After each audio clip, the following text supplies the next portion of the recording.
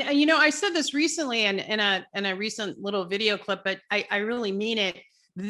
I think this war, this proxy war against Russia that the US and NATO is fighting will go down in history as one of the biggest money laundering scams of the elite. I mean, it's just, it ballooned and ballooned from 2014 over 8 years into this huge money laundering scheme. And now, you know, people are getting the truth. The Hunter laptop was verified that, you know, and it wasn't about like the salacious stuff about the prostitutes and all that. That's there, right? What that was about was the corruption that Hunter Biden and Joe Biden were engaged in, using government funding and engaging and enriching themselves in a corrupt way. And, you know, it's just, it's coming forward. Yeah, I even believe that I watched that teaser for the film about Hunter. Unfortunately, my personal opinion is very low because it's no cast and they did it like in such a straight way. It looked like very much a very good film. Not very good. I don't see the film. I see the trailer. That's important. I probably gonna see the film, but I believe that was kind of special op to make another filmmakers do not make the film on same subject, but make that, you know, if for example Oliver Stone make that film, that will be totally different. The quality of implementation. But if you want to whitewash something, and you know what, our intelligence community did it before a lot of times. So for example, they whitewashing that CIA operation in the Nicaragua. What Robert Perry break that story together with the later Secretary of State, and this time just a Congressman Kerry.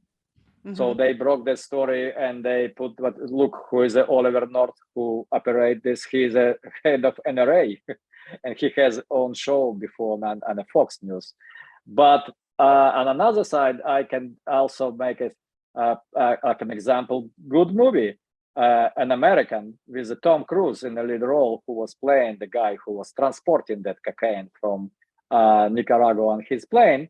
But have no doubt, this is like whitewashing that, you know, you need to make that movie to make that situation look different in the this is why I myself very carefully looking I'm not jumping on the boats and saying, oh, it's a great movie. No, I don't see the film.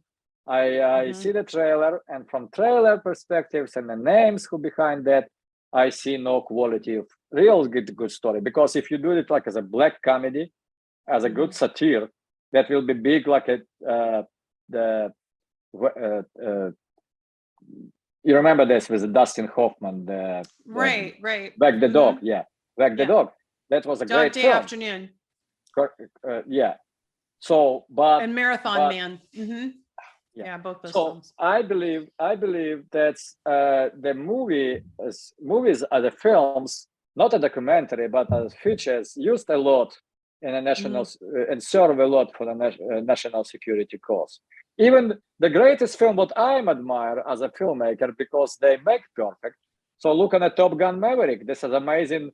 The money making machine, and a very popular film, very clever done by Tom Cruise, but without help from the Pentagon to project that how ideal American military or Navy pilots. They even had American military recruiting tables set up in the film lobbies.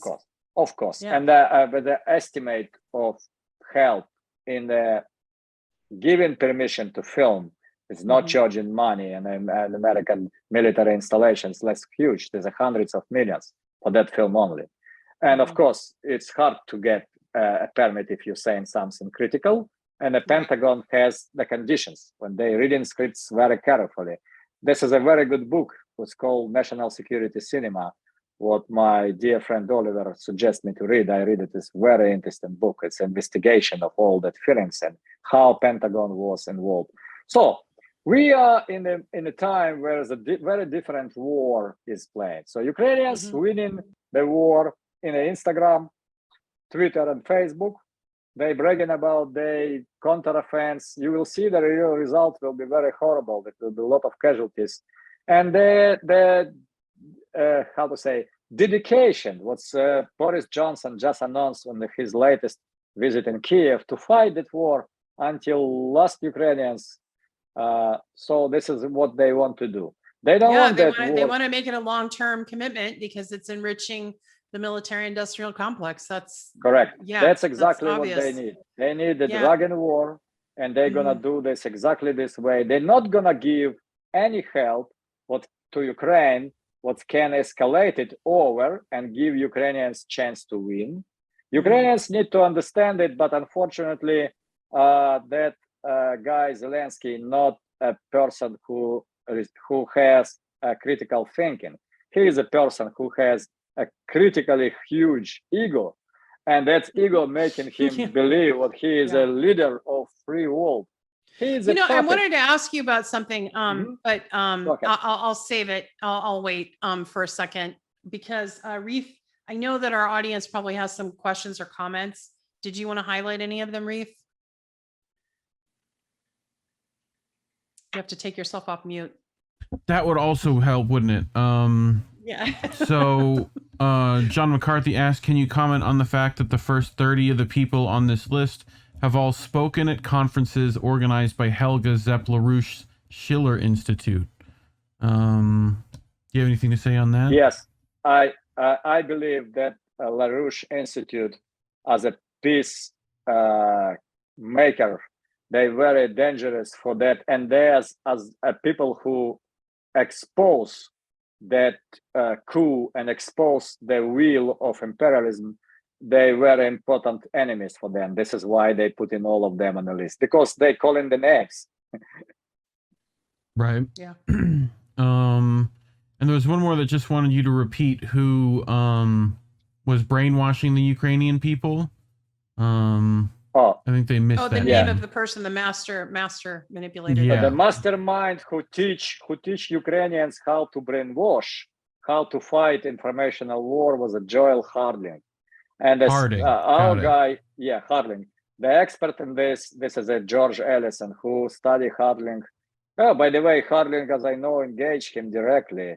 And he said, nobody gonna listen to you. You will have no platform, George. Nobody, zero. Well, it's not true. I very much admire clever mind of George Ellison and his I highlight his work a lot. He's really, really good. He's really excellent. A real American conservative who's find himself in Ukraine on the side of close to Lugansk, on the side when that rebellious part exists. And he see that alt-right sector was coming in the territory with the machine guns. And it's only American passport who saved his life, I believe. Wow. And but anyway, if you need to know more about Joel Harding and his story, you probably follow George. He is more. I have an entire and I highlight George Ellison a lot. So people can find him on Twitter. Entire. Harding is a character for the movie. I believe he reside now in Virginia, close to that little city called Langley, because it's easy to drive to office. Yeah.